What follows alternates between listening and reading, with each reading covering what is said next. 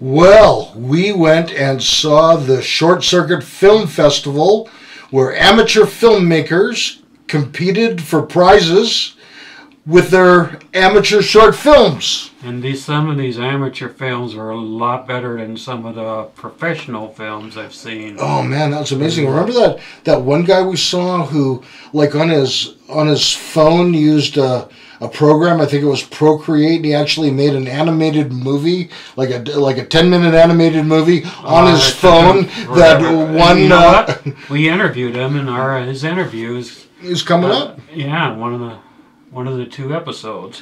What I thought was neat is that they had like 10 categories, like, horror, drama, sci-fi, documentaries, which some of those are really interesting about, especially that one about that woman escaping Africa. Yes. Oh, that was so fascinating. Her and her family. Her and her family, yeah. And now she's getting education, a college education.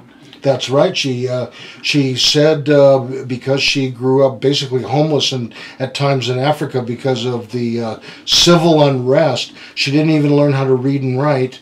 And part of the film that we saw was her graduating from high school in America and then going on to college. And she speaks better English than I do, that's for sure. Well, and she's certainly more eye candy than either of us. So anyways, we're excited to show the interviews from the Short Circuit Film Festival.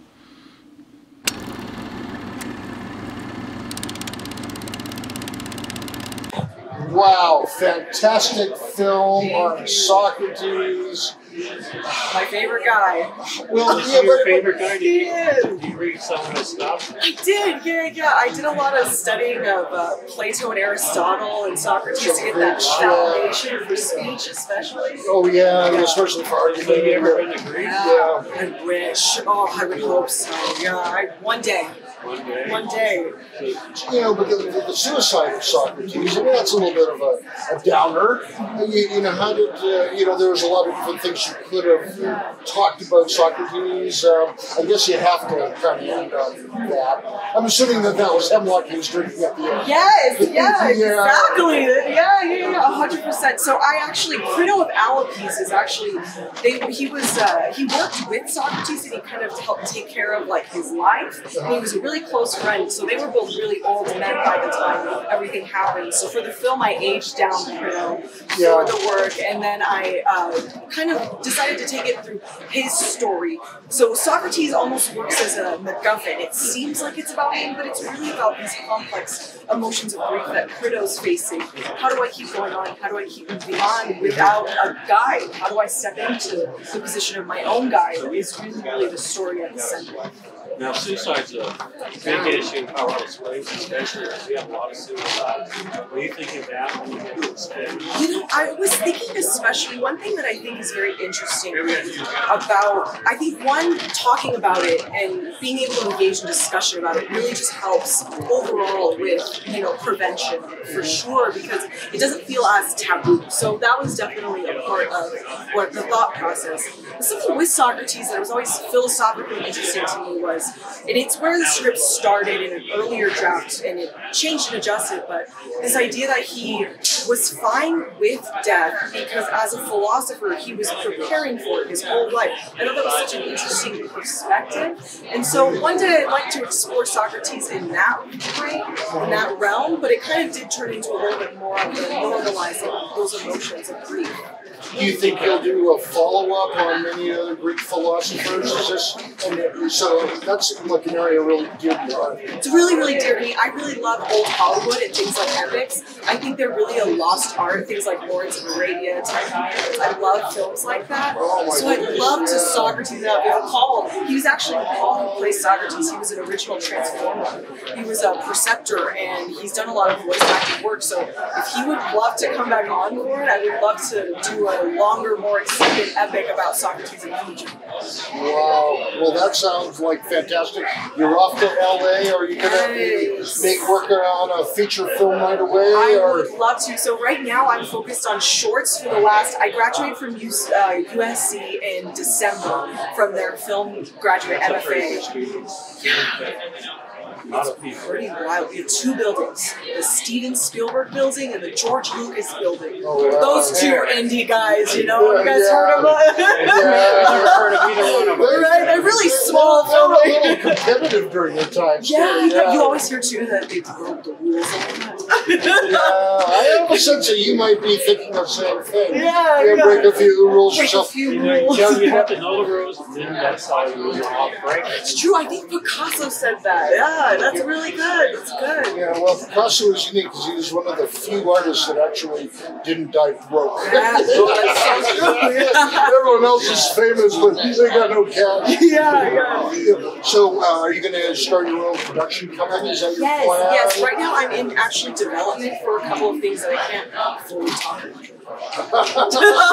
But so I'm working on that to kind of set up going into a feature hopefully by the time I graduate. So that would be going into 2024 and looking at production options for that. So are you going to write the feature yourself? Yes, yeah. I'm going to write, and then a big passion of mine is acting, directing. So I'm going to hopefully also direct and act in it. So I'm pretty excited. Oh, that's a lot of work. Yeah, Writing, yeah. acting, directing. It's an interesting stylistic exercise. Right. You got to be really self-aware, you know, and you have to have a really good collaborative team. And I think it's about developing a language with it, really, and having good people, collaborators around you that understand the boundaries, but are still all of us are pushing each other to be our best for the project. Yeah, I mean, at some point, actors, you have to let them freewheel a little bit. Yeah. Interpret the part. You can't micromanage.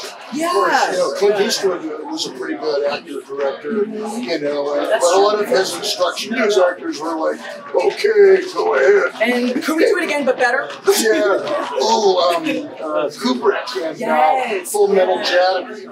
His line to the actors when he wasn't happy with their presentation was something like, do it again, but make it more interesting. I could believe Kubrick said that. Yeah. You know, that might be good advice because Sometimes the actor just needs that a little bit. It's kind of like, you know, push in one direction. yeah. Well, yeah. So it's a delicate balance to do it well, I think, because again, if you just want to see an actor do it one way, then what's the point of hiring a good actor? I mean, you give them a chance to interpret it, and maybe they'll come up with something better than your idea. Yeah, and I really look up to a lot of like old Hollywood stars, especially. And I think about people like Hedy Lamarr. She spearheaded actually productions that she produced, directed, and acted in, but she wasn't able to actually get distribution for that through the studio system that was set up. So I just feel like it's so exciting now that as, you know, not just women, as actors and directors and things, there's so many options. Yeah, discovered the foundations for Wi-Fi and stuff. It's wild. I mean, I know that, you know, Hollywood is still like the thing, but it seems like other states like Colorado and New Mexico and Georgia are very, very active for a role now, producing especially independent films. And that legislation that just got introduced earlier this year with some more tax incentives for filmmakers here. I think it's so important because, you know, when you think of Hateful Eight, that was just a big Tarantino film pretty recently, and it was shot in Telluride, but not a lot of people know about Colorado as such a great filming location. Yeah, Doug and myself, we were extras in Our Souls at Night with Robert Redford and Jane Fonda. That's great. I got my forehead is in one shot. Yeah. You're like, that's it. Yeah. I actually had to stand right beside Jane Fonda and Robert Redford for 4 hours. Wow. And I was told, I can't take the picture and I can't look at it. Oh no!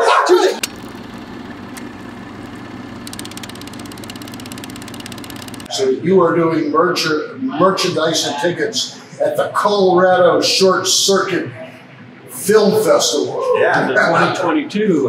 Right, yeah. That's right. We're So, here on the 8th. Are you a filmmaker yourself? Yes, I am. That is so cool. What kinds of projects have you done? I've worked on quite a few different projects, from music videos to features to shorts.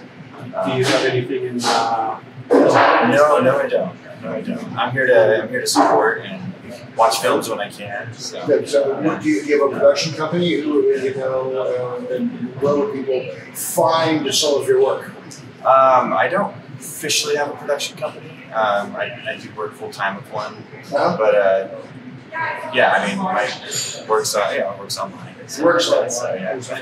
Yeah, you do music videos? Yeah, occasionally now. You done any rap videos? I've done quite a few. Yeah. What genre do you like the best? As far as music. Yeah. I mean, I love music in general. I was a drummer, so yeah. I was a drummer. Did we ever in a band after high school? Yeah, I was in like a psychedelic rock band. Oh, were you really? Oh, wow. Yeah, that's fun. Yeah. Did you ever listen to a lot of Hendrix? Yeah. Oh yeah. Actually, one of my favorite drummers is Mitch Mitchell, who's Hendrix in the Experience. Oh wow. So yeah. Yeah, my favorite was Neil Peart of Rush. Yeah. Yeah. I know. But he was phenomenal. Technically amazing. Technically amazing. I mean, sometimes at some of the Rush songs, he was literally playing the lead, right. like on a xylophone. That dude is great. Yeah. Well, fantastic. And did you do a little bit of acting? No. I mean, I've done it. I've done it mostly just to experience what it was like. I have a very big respect for actors. It's the process and what they have to do to get into their role. Memorizing lines. It's not easy. It's like, oh, should I say this line this way or this way? Right, yeah. So do you prefer more the directing aspect or the? Yeah, direct and produce. I also shoot. Yeah, it just depends on where I need it. Will you get a chance to watch a few films today? Yeah, hopefully. I'm looking forward to, I think it's I'm going to butcher this. I think later on in the day they have like a mix of animation, comedy, music videos. I think it's at the end of the day. I love all the genres, but I know it's going to be a nice, interesting variety. So, I mean, we have a lot of films today. Yeah, we have a video production company. I'm trying to talk my partners into doing a horror for one of our next big projects. Should totally do.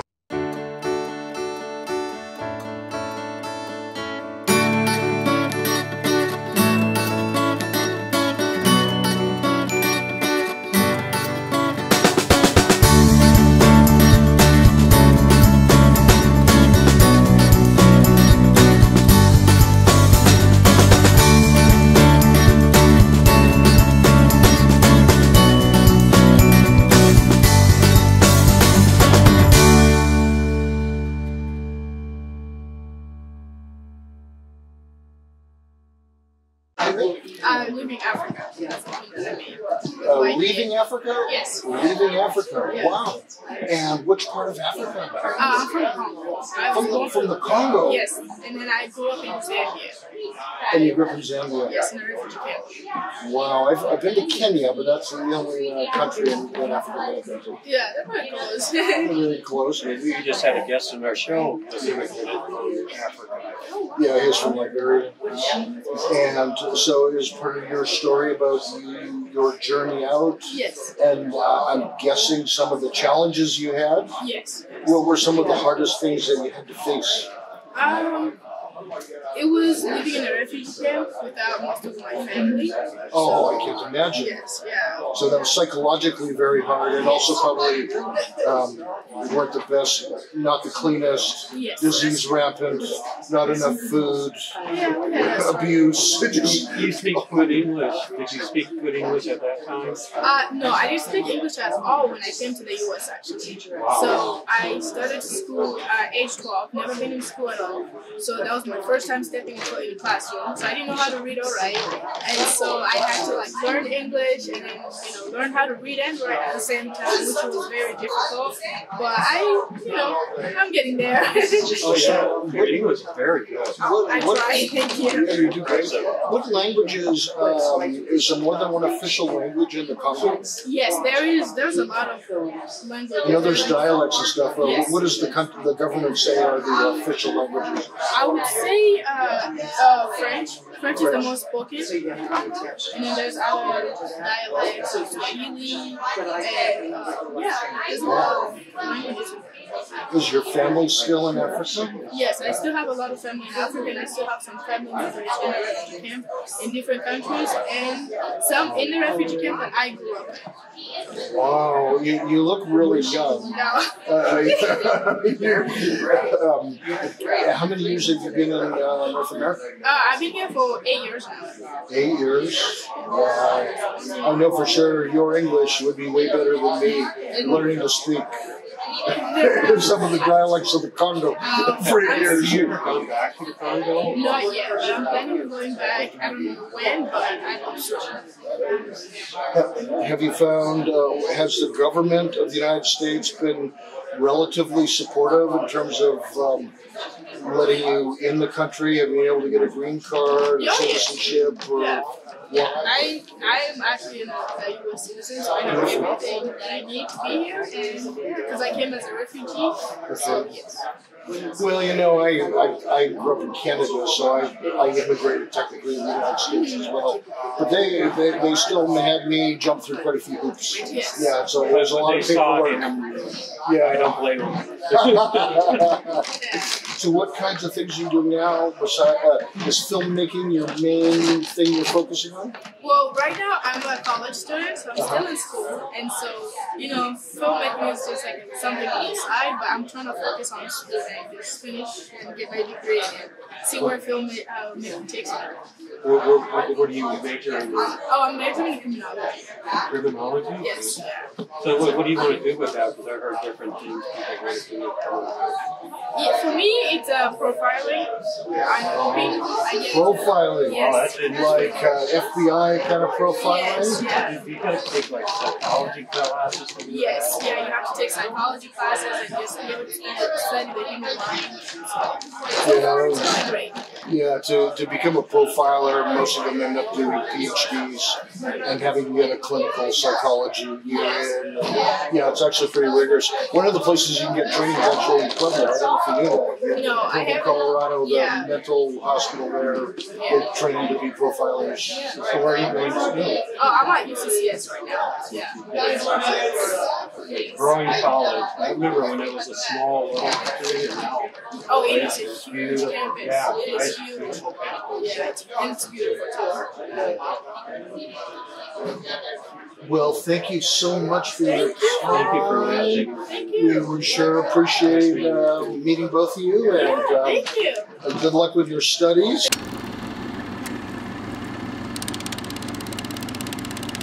So, what's your name again? My name is Kathy Stoltz. Kathy Stoltz. I just want you to know that I was one of the people that yelled out, "You look a lot younger." I heard that, and I'm very appreciative of that. Thank you. Thank you very Just much. you know, you have some fans supporting you here. Yeah, thank you. 45-year-old woman. Why, thank you. Bring it on, gentlemen. What else you got here? Come on. So you're involved in a lot of, because you named 2 organizations. Can you name them for? Yes, I work for Rocky Mountain Women's Film, and I work for the Youth Documentary Academy, as well as I'm an educator.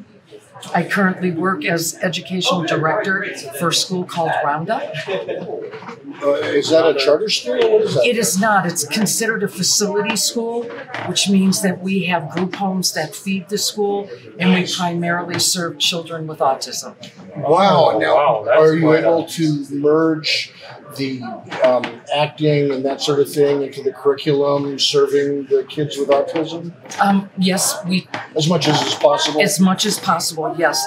For Rocky Mountain Women's Film, I have done something that's called the Youth Outreach, and I've been doing that for about 26 or 27 years. So our film festival is the second week of November.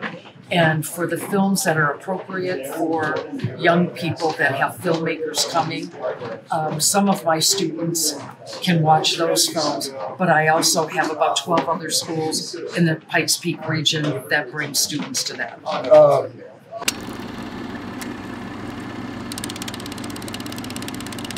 No, you don't. But he knows some of our filmmakers personally, so I wanted to bring up our filmmakers from this segment. Come on up.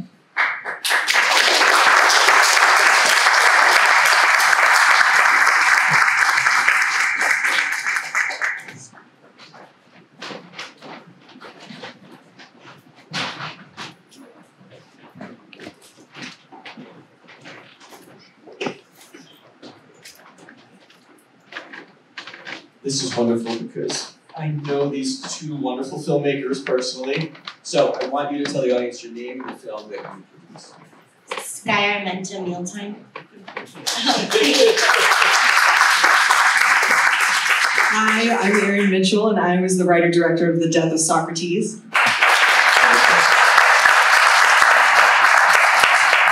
Erin, tell everybody about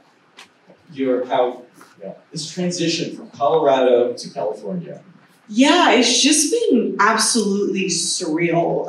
Really. I just feel like it's been so nice to come back and just be a part of the community that really helped me find my initial voice before I got to go on to Los Angeles to start doing that. So it's just been a great experience overall. Surreal at times, crazy, but really fun. Yeah. And then Sky, your current collaborator is Mr. Gatsby, who's just sitting up there.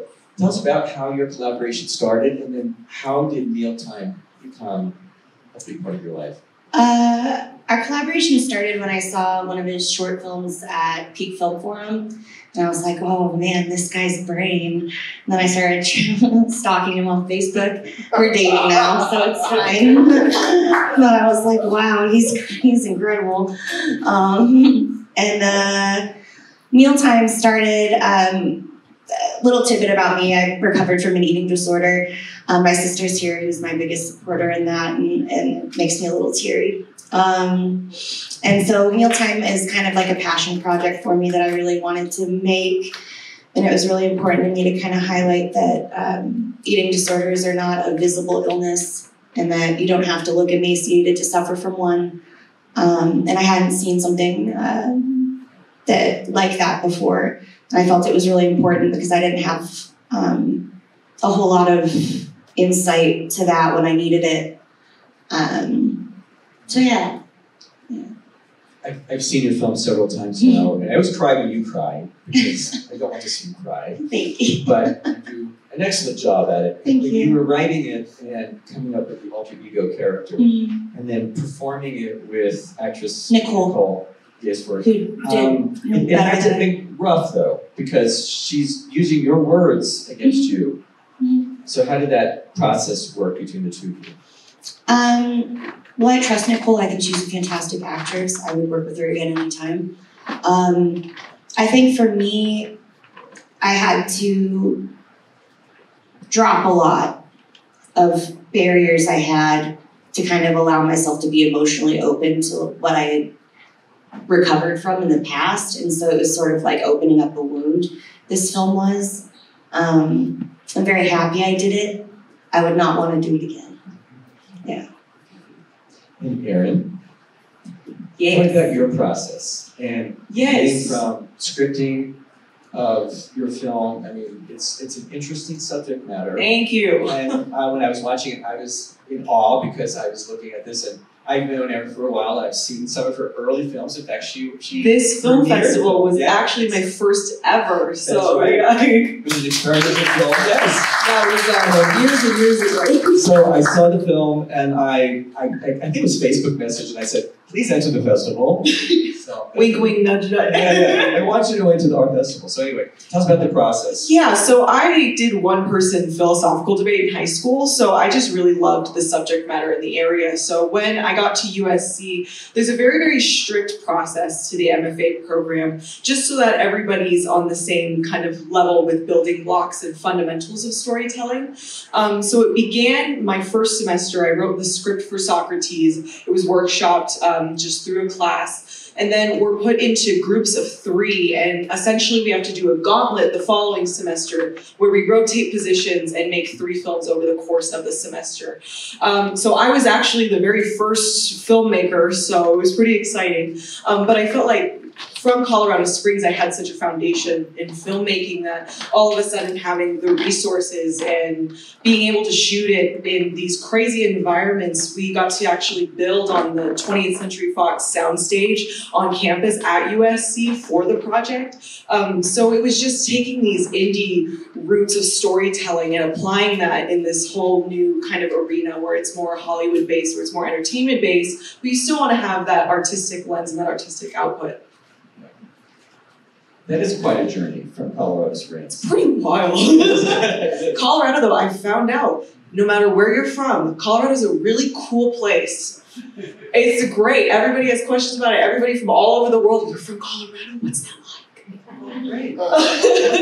Hey, a round of applause for all of us.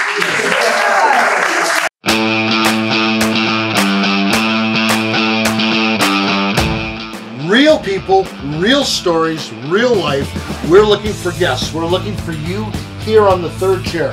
I'm Peter, that's Doug, and how many different ways can we have guests? Oh, at least 3. We could have them here in the studio in Colorado Springs. We've had guests all the way from LA on Zoom, and we have gone on location, and we got our 3rd one already in the planning phase. Awesome. Send us an email and we'll get you on the show.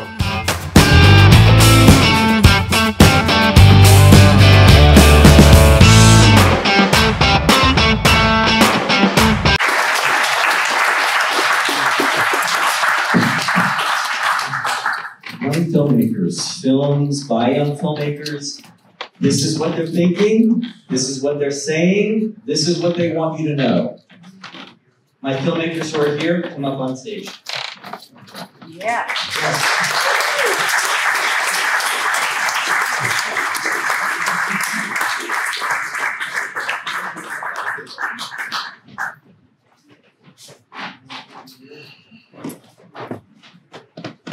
So I'm going to pass this mic. I want you to tell everybody your name and the film that you made. I'm Ken Morrison. I did The Dream.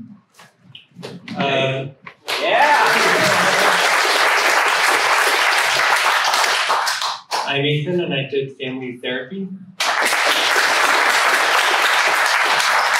I'm Colton Wood and I did The Over Imaginators.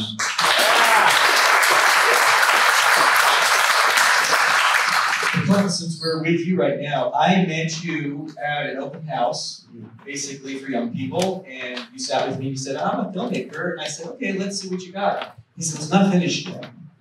And he showed me a part of this film, and I said, here's my card. I want you to enter this film festival. And Colton did, like, the last possible day that he could enter, because I think he just finished the film, which is still not finished. So tell me why it's not finished. How much more do you have to go? It's not finished because I spend like 10 hours a day on it for like the past 2 years. And it's just a lot of work with only me making it. So it's an everyday process, but I love doing it. But that's animation, so that's the one thing you don't have to worry about. A cast, a crew, you're it. Yo. Yeah. Again, the idea of, how old are you? I'm 18. 18. When did you start working on this? 16. Wow. Okay, that's dedication. But the whole idea about these young people kind of just projecting themselves into this future landscape of being older, I think that's what impressed me the most, is that this idea of looking ahead and thinking about this kind of alternate life that they would have. You know, but it's also how kids play sometimes, right? And you imagine all this stuff, so I love it. So that was interesting. Good job.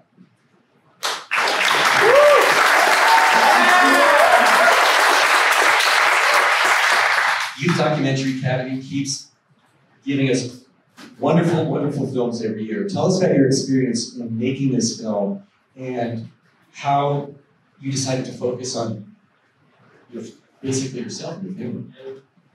Yeah, so with the film, I knew I wanted to do something with depression because I had experienced that with my brother and my friend, as you saw in the film.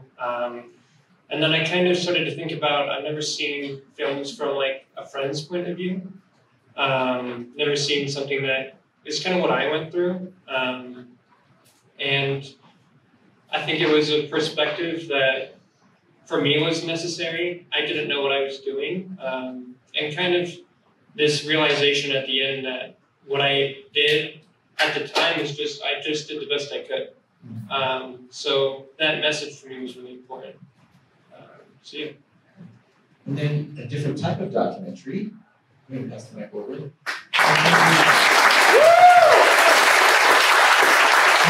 internal, external, talking to somebody else about something that they're interested in. Yeah. Which was the question, sorry? So tell us a little bit about your focus on your film. So kind of got that going. Kind of just grew up. I mean, I grew up here, kind of fly fishing and learning how to fly fish with my grandpa, and kind of around the age of, I think I was like 12. I got a job at kind of a local fly shop, and then just kind of got in the industry there, and other things that got me in the industry, and kind of as I got more into the industry, I just realized that it was more and more what people in the industry, pushing the industry forward, were more and more concerned about was selling a product and having a place and just like creating this super awesome, just like amazing shot at the cost of kind of everything else behind. Like this includes like new people getting into the sport, and then kind of any kind of like consistent conservation towards a certain area and like protection over an area. And there's no concern for like how much you're fishing it or how much you're using the area at all. And I just kind of wanted to reflect that in a way where it would leave the viewer to think about it in their own way, instead of just like telling somebody exactly what's going to happen. Because anytime you try and tell anybody in the fly fishing industry that they're wrong, it is automatically, you're younger than me, therefore dumber, and you wouldn't understand. And it's like, well, okay, you know. So just kind of wanted to show a little bit of that, and then also just tie in kind of some of the meaning that place has had for me growing up, and just like kind of how much that area saved me. How old are you? 18. 18? Yeah. Ethan? 19. 19. So think about their age and when they made these films, which was 6 years ago, right? Yeah. So on their badges it says filming. I think it's amazing. I think it's great.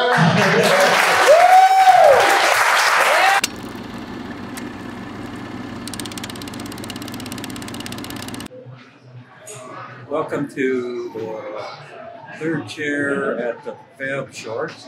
We have Colton, is that right? Yeah, Colton Wood. Colton Wood. And you just saw animated film that you developed, and apparently you did everything? Yeah, I had some help with the music from my brother, but yeah, that's pretty much it. Is it the right part of the music too? Yeah, I sat next to him while I made it, but that's the only time I ever had anybody contribute. Did you, we were talking with you during the question and answer period, you did this on like a tablet or a laptop or yeah, my iPad. Just your iPad, and you used Procreate for that whole thing? Yeah. Does it have some pre-programmed like characters that are mostly built, or do you have to literally design every single looking character yourself from scratch? Yep, it's drawn. It's only drawn. No character or anything. It's just one frame by frame. So it's not like Doodly or Video Scribe where you can click on a fully formed thing and just, like drag it on your screen. No, there's just layers, and yeah, you can just choose the speed you want it, and that's pretty much it. And have you been working on this? I've worked on it since November 2020. That's the time I started it, which is when I was 16. So have you had any change in the plot? Like, I can love this again? Yeah, actually, the entire thing, there's no storyboarding because it just takes too much time. I just do every scene by scene, whatever I think is the next best thing. So you're going to lay it all out like a storyboard for a feature film? Yeah, maybe lay out the next 30 seconds of it. Just practicing what I want the shots to be. And that's pretty much it. The story's been forming since I made it. It wasn't supposed to be this big, but it's just been growing in my head and I keep going. So, what are your influences? What do you like to read? What kind of movies you like? What's your favorite music?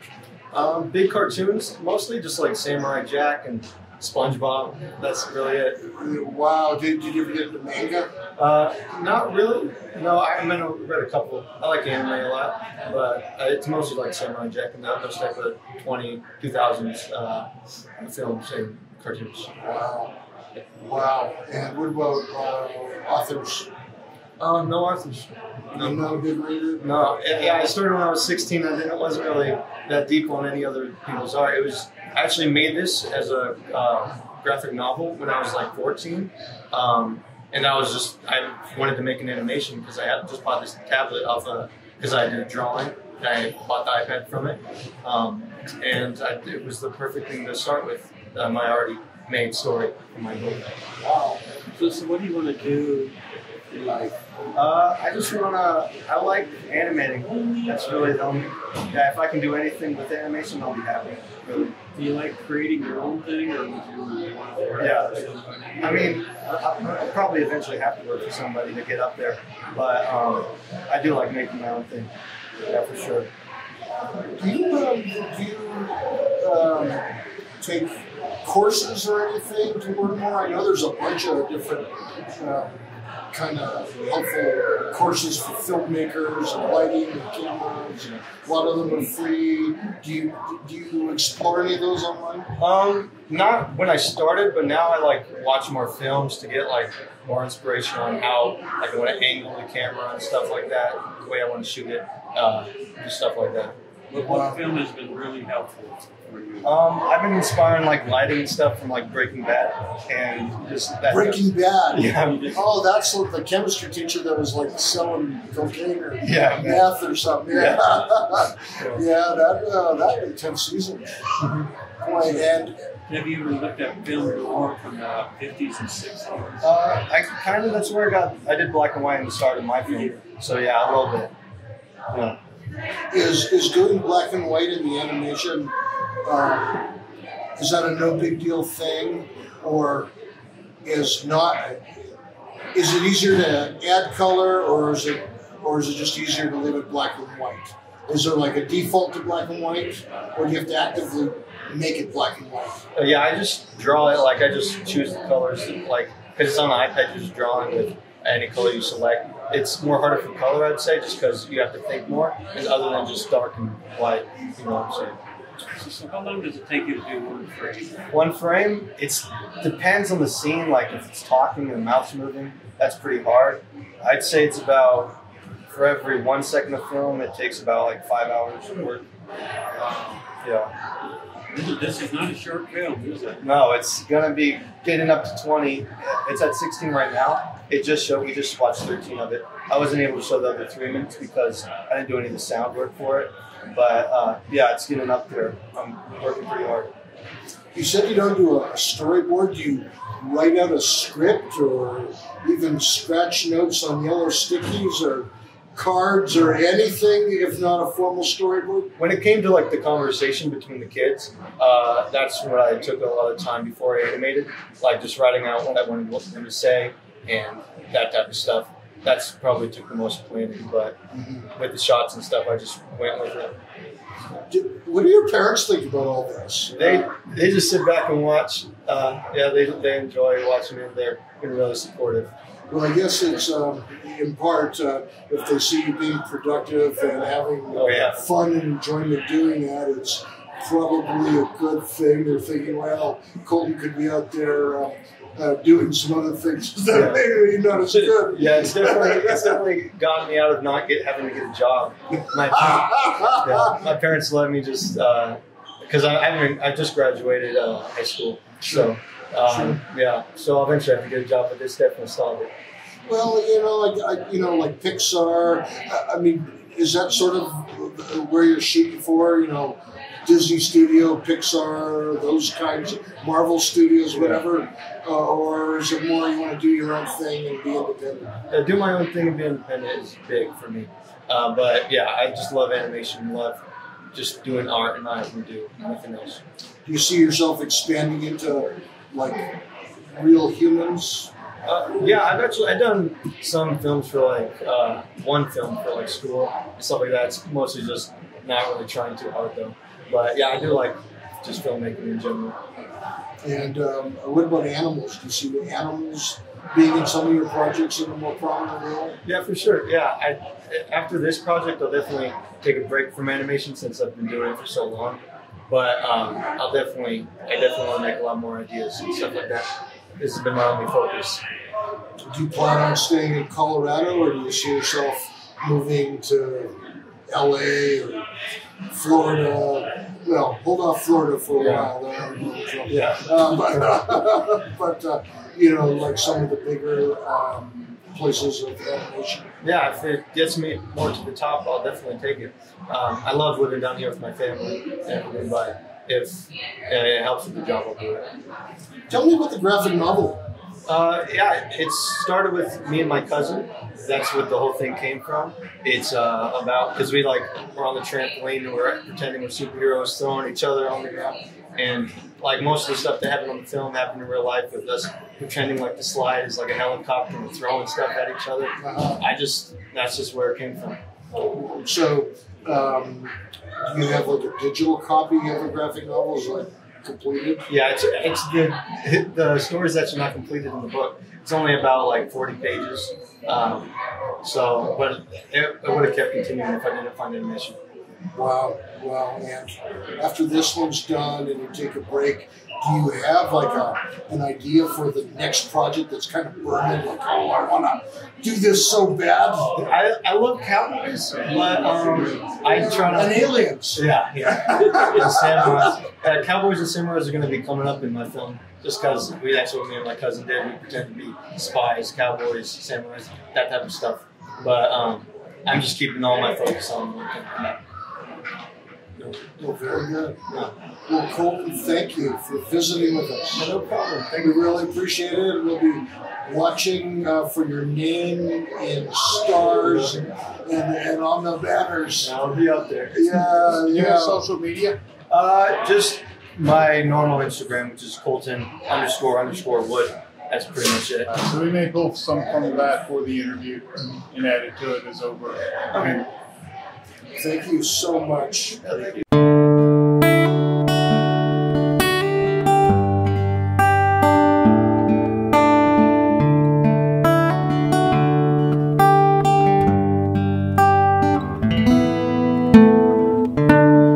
Hi, I'm Peter from Pikes Peak Recovery Coaching, and as you know, I do help people with drug and alcohol recovery issues. I love to help people get better.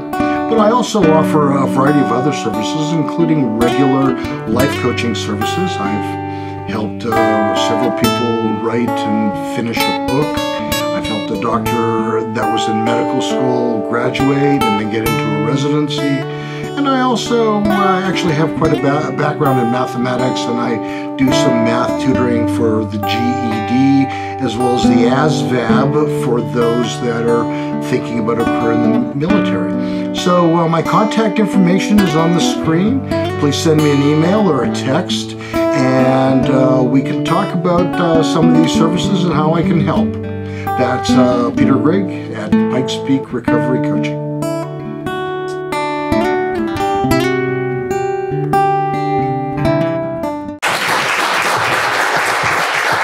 Filmmakers, come on the stage. Let's meet you.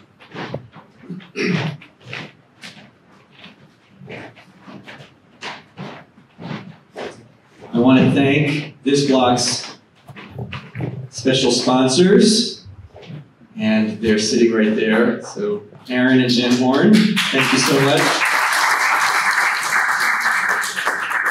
And I Spy with My Little Eye are our presenting sponsors, the McDivitt's in the back, thank you.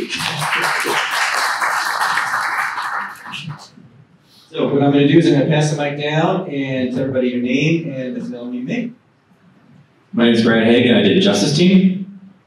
My name is Zach Eastman, I did Leather Brown. And I'm Lee Ross, and I did the last film, Permission. Great. So Lee, why don't we start with you? So there's an interesting story that we have as far as how this film got to this festival. So basically, because when people enter Colorado Short Circuit, they have to disclose that they have some connection to Colorado, whether they live here or they're a student here. And his director didn't do that. So I went, oh, well, that's too bad. This is a good film. And I did make the connection in reading the credits that he was the writer, the screenwriter. So he called me and he said, I haven't heard about my film. And I went, which film is it? Okay, we still had time. And I said, that was on my list, but, so we made it in the film festival. So it's a good thing you called the festival director. We really appreciate it. It was this is the first time I've seen it on a larger screen, so it's great to see all the color and hear the sound so clearly. And yeah. So as writer, where did the idea come from? Is this something that was very personal to you, or? It was very personal to the director, Abhishek, and his wife, Smita. They had lost their child, and he's a filmmaker already. He'd done the 48-hour. He's in Indiana. And so when he finally decided to pull the trigger and we started working together, we went through a process of his needs around the themes he was working with, such as they met in real life in a dance class. They had both done therapy to work through it. He's an artist. That's actually his painting, the director, that last painting with the belly. So it was great to incorporate all that for them. And in fact, we're screening today in Louisville at the Louisville Film Festival today. So. Is that where Abhishek is right now? It is where he is right now with his producer's wife. Is also a producer on the film. That's really neat having your film at two festivals at the same time. Yeah, it's cool. It's cool. It's great to be here. So, and Zach, I wanted to talk to you about the simplicity of your film. Of just, these two people having this discussion. Where did this idea come from? And we talked a little bit about working with those two actors. It was not my script originally. It was a script that Hayden Winston wrote. I came in it primarily as a director. I hadn't directed anything in about a year and a half or 2 years, and I was in a darker place in my life at that point. And at the time, Risa and Hayden pitched this project as a way to get something made during COVID when we couldn't get Heavy Hands of Sky done. Working with them both is very interesting because I've learned as a director to let my actors inhabit the characters and intrude as little as possible because it is their psyche going into those characters, and me guiding them or coaching them into what they should or should not do seems disingenuous. I will ask for certain maybe phrases or stopping of timing. That's about it. But in terms of the simplicity of the story itself, as a director, all I could do was really focus on how do I visualize this. And prior to this, I had mostly done stuff that I had written. So this was kind of an exercise for me to work with somebody else's script. I hadn't shot in black and white in a while, so when I got with my DP, I insisted that we shoot black and white. I was immersed and still am immersed in Golden Age Hollywood for podcasting purposes because I have a show that covers that era. And I was looking to kind of exercise in that realm, and directors from that period would hop from genre to genre. So the question was, well, can we make this feel as intriguing as a Michael Curtiz film or a Hitchcock film where there's something, because there's something dangling in the air. We don't know what it is until he goes to the closet. And it wasn't, I wasn't going in with any conscious effort. I was just kind of taking all the lessons that I had learned and trying to apply them and letting my DP do what he wants to do, letting my actors do what they want to do, and just kind of focus on making sure the whole frame is comprised. What I didn't realize until maybe a year later after restrictions lifted up and we were able to screen it at DFP was somebody told me that it felt like a Hitchcock film. So I guess the editing was more or less attributed to that. Because it was trying to kind of leave us hanging on a wire as best as we could about what's going on, what's the tension here, what's about to snap, is something going to happen. Well, I was casting for a film this summer for a feature film for a friend, and I had worked with Risa before, and this was the film that I sent my director, and that's how she got cast in the film. That means a lot to me. Thank you. Yeah, so thank you. Yeah. Brad, you've been part of this festival since, well, this is our 6th year. So you keep taking my films, I'll keep coming back. I know, and Brad has 3 films in this year's festival. So yesterday we screened Stalker, which is in the horror category. Today, comedy, and then we have one more music video in the last block of the festival. So, what a wide range of films that you've given us this year. So tell us a little bit about this particular one in doing comedy. Because I know you love comedy, but you obviously do all the genres. So tell us about this film, and then which is your favorite genre to work in? I don't really have a favorite genre. Oh, yeah, probably comedy, because I feel the most comfortable there. Stalker last night, horror, was definitely branching out. But as long as it's an interesting idea and I can do cool visuals and get people to do it, I'll play in any genre. But you work with, this is another interesting thing, because you work with pretty much the same team all the time.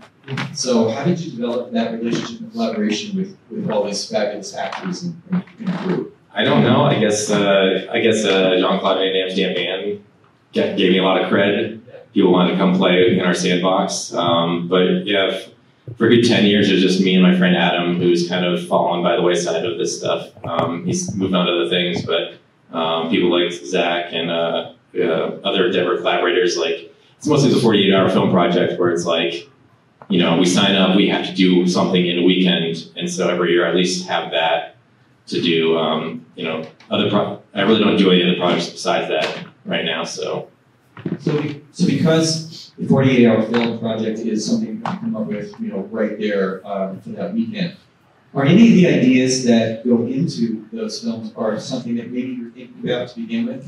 I know it's always a surprise, you never know what genre you're going to get, but do you ever find one of those opportunities you're going, oh, this is cool because we got the genre. I had this thought in my head of maybe doing something like that. Anything kind of work in that direction? Yeah, every year I kind of go into a couple things like, hey, I'd like to do like an 80s action movie homage, or like for Catastrophe that one year, like Mike Henderson was our sound designer. We were like 50s sci-fi. So those kind of things. But after about 4 or 5 years doing the project, we really kind of stopped trying to like put our own stuff, like our own like things we wanted to do into it, and just sit back and just like let the criteria dictate everything. So the past couple of years I've had like, oh, it would be great if we do this, but then we get the material and we're just like, there's no way this is gonna make sense. So don't force it. It's just gonna make the project look like every project I've ever seen, the 40-hour film project, I could tell someone like used the project to motivate themselves to get something they wanted to get done. Right. And it just fell out of place and not in the spirit of the project. Yeah, so you can't fit that into the puzzle. Yeah. So like they'll put the criteria in the first 30 seconds, and then they'll do their movie. Yeah. Well, those were certainly some interesting interviews. Yes, I enjoyed them. It brings back some good memories. I wonder how many of those films that were shown at the Short Circuit Film Festival will eventually make their way to YouTube. I'm sure a lot of them are some system like that, streaming service like that. Yeah, I know if they're involved in competitions, sometimes it delays them being generally released. But I hope from some of the interviews that were done, people have a chance to look up these films and enjoy them. They are very enjoyable. Well, so after eating a lot of popcorn, we had a great time that night, and we'll be back to talk a little more about the Short Circuit Film Festival next time. Peter ate all the popcorn. I didn't get any. That's probably a true statement.